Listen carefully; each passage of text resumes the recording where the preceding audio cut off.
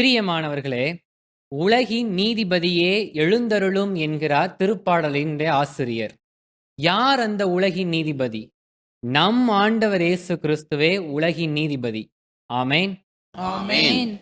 தொடக்கத்திலே வாக்கு இருந்தது. அவ்வாக்கு கடவுளோடு இருந்தது. அவ்வாக்கு கடவுளாயும் இருந்தது. அனைத்தும் அவரால் உண்டாயின. உண்டானது எதுவும் அவரால் அன்றி உண்டாகவில்லை. இங்கு வாக்கு என்பது நம் ஆண்டவராகிய இயேசு கிறிஸ்துவையே குறிக்கிறது. அவரே உலகின் நீதிபதியாக இருக்கிறார்.